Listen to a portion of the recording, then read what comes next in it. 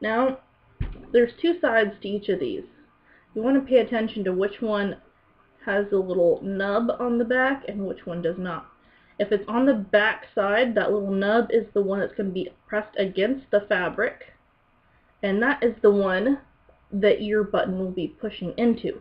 This one has it on the front, and that is the one that you want to keep separated, because that is what's going to actually make your pieces connect. If you sew them on wrong, then you're going to have a problem.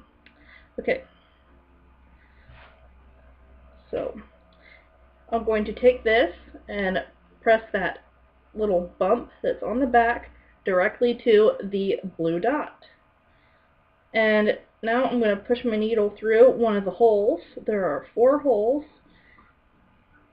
And I'm going to pull it through all the way like that, so that I have just that little tail. Then I'm going to feed it back through that same hole, just so that I have this piece of thread secured to the fabric.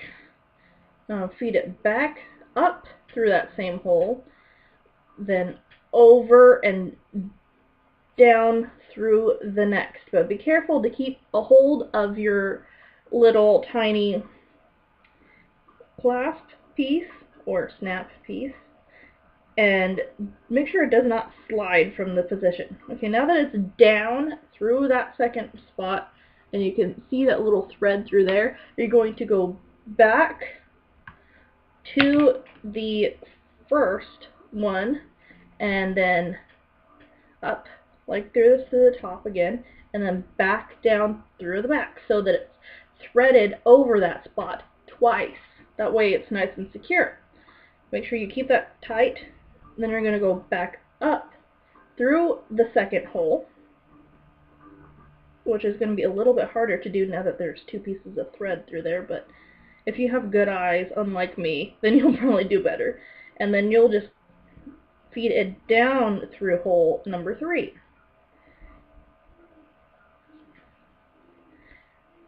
And then you're going to go back up through hole 2 and down through hole 3. Then you're going to go back up through hole 3 and up this way, and so now you're going down through hole 4, back up through hole 3, down through hole 4. Then you're going to go back up through hole number 4 and down through hole 1. Then you're going to go back up through hole 4 and down through hole 1. And at this point, you can go ahead and snip those off. So those little excess pieces of thread are now gone. Your piece is secure, and this is what it looks like. So you can see it's just threaded around through those holes. And now you can go ahead and take your other piece, and this time your little lump part like this is going to be facing outward, and you're putting it on the inside of the fabric instead of the outside. And I'm putting it right here